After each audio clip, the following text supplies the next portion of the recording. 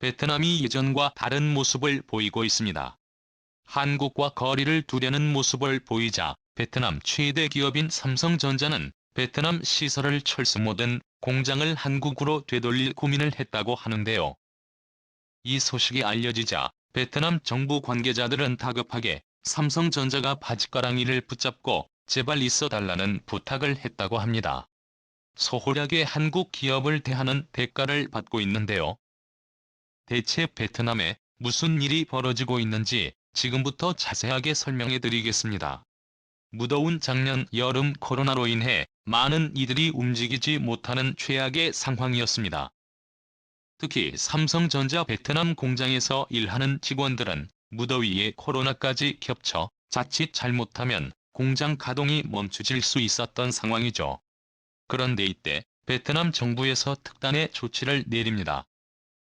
삼성전자와 애플 협력 업체 공장이 있는 베트남 북부 박민성과 박장성 내 공장 근로자들의 귀가를 막은 것입니다.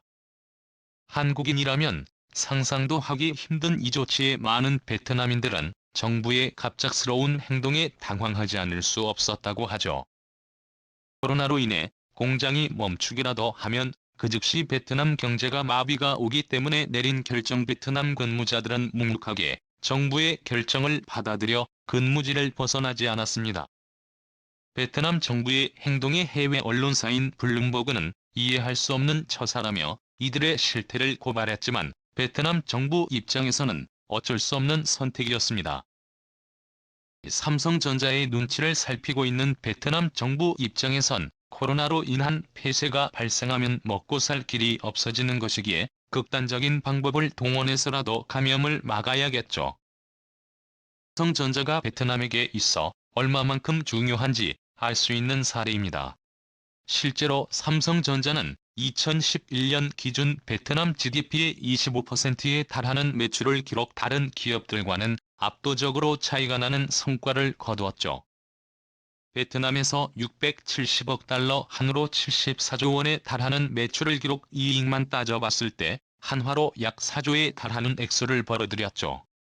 베트남 전체 GDP가 2011년 기준 한화로 약 3,001조인데 거의 4분의 1이 삼성전자에서 나온다고 볼 수 있습니다. 삼성전자는 베트남의 박민 생산법인 다영우옌 생산법인 호치민 가전복합단지 삼성디스플레이 베트남 법인 등 4개의 법인을 두고 있는데요.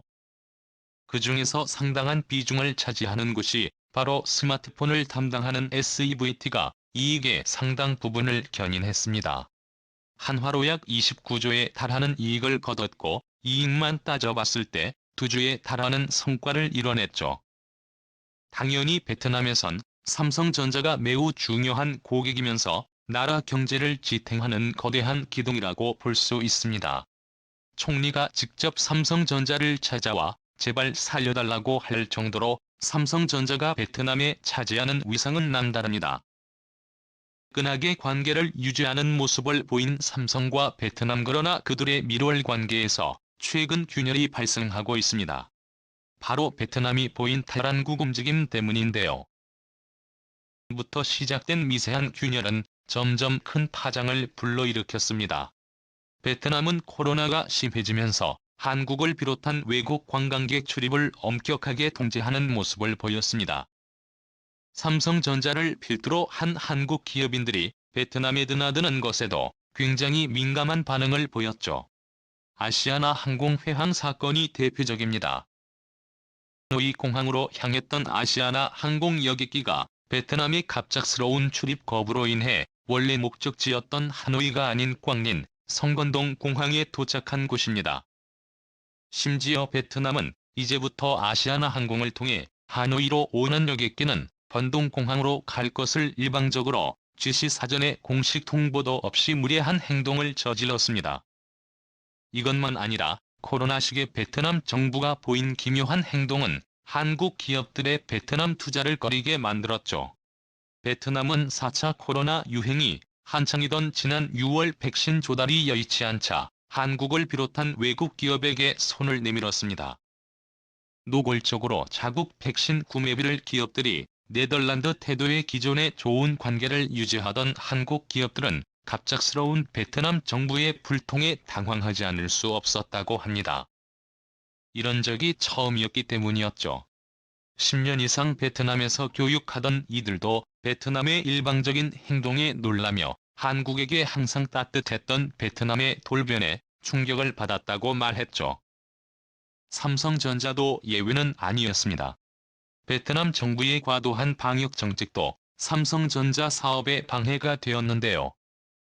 입국 후 격리 기간을 2주에서 4주로 늘리는 방역 조치를 시행한 베트남은 해외 기업들에게 어떠한 사전 협의 없이 일방적으로 통보 베트남 사업을 위해 들어온 한국인들은 졸지에 2주간 더 붙잡혀 있어야 했습니다.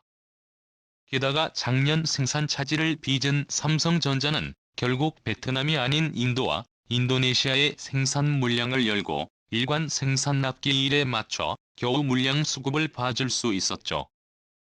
상승하는 베트남 기업 근무자의 임금 상승 역시 삼성전자가 베트남에서 사업을 지속하기 어려운 요인이 되었죠.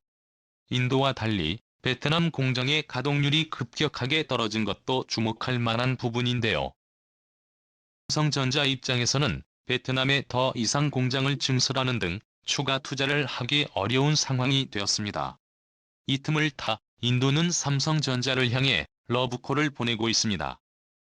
반도체가 미래 사업의 핵심이라는 것을 깨달은 인도 정부는 적극적인 인센티브를 약속하며 핵심 반도체 기업들을 자국에 유치하기 위해 총리가 직접 영업을 하며 반도체 기업 유치에 사활을 걸고 있습니다. 그 결과로 대만 TSMC는 인도 뉴델리에 75억 달러 약 8조 원 규모의 반도체 공장 투자를 놓고 인도와 협상을 하고 있습니다. 삼성전자는 인도로 이전할지 고민이 깊어졌다고 하는데요. 삼성전자가 고려하고 있는 또 하나의 방법은 바로 시설을 한국이지요. 한국인들을 채용하는 방법이라고 하죠. 최근 삼성전자는 평택에 추가 공장을 짓기로 결정 기존 시설보다 엄청난 규모를 자랑하는 반도체 공장을 짓고 있습니다. 기존 평택 공장보다 1.57호의 큰 규모로 클린룸 규모는 축구장 면적을 5개 크기로 현존하는 단일 반도체 라인 중 세계 최대 규모라고 하죠. 완공 시기에 맞춰 채용 인원을 늘리기 위해 인력 충원 계획을 발표했습니다. 코로나로 인해 인건비 상승 압력이 거세지면서 그동안 싼 인력을 고용할 수 있었던 베트남 시장이 더 이상 매력적이지 않고 가동률 저하 위험도 겪어야 하기에 한국으로의 복귀 카드를 전자는 심각하게 고려한 것이죠. 과거 미국 테일러식 공정이 결정되기 전 삼성전자는 한국 부지도 물색하고 있으며 적절한 도움을 받지 않을 경우 한국에 추가 공장을 짓겠다는 발언을 했기에 베트남 공장 철수는 허허는 아니라고 할 수 있습니다. 베트남 공장을 삼성전자가 철수하지 않을 것이라는 안일한 기대를 품었던 베트남 관리들을 삼성전자의 움직임에 충격을 받았습니다. 베트남은 그동안 무시했던 한국을 다시 찾으며 삼성전자 마음 달래기 나섰죠.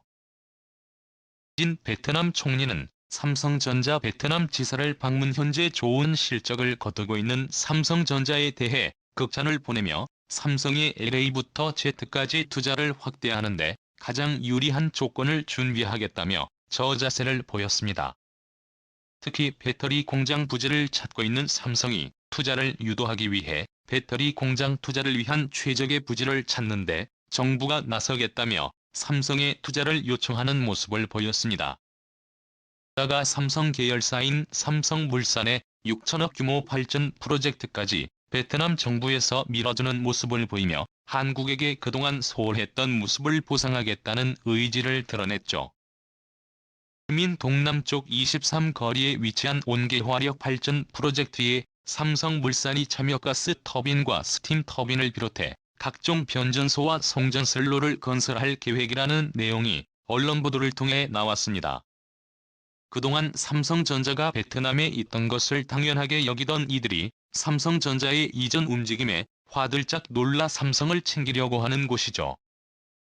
베트남을 배제한 미래 전략을 생각하던 삼성은 베트남이 다시 삼성을 챙겨주자 베트남에 남는 것이 이득인지 혹은 한국으로 돌아가는 것이 더 나은지 개선 중이라고 하는데요. 과연 삼성은 어느 선택을 하게 될까요? 총리도 긴장하게 만드는 삼성전자의 위협에 박수를 보내며 앞으로 베트남이 한국을 배신하는 일이 없기를 기원하겠습니다. 시청해주셔서 감사합니다.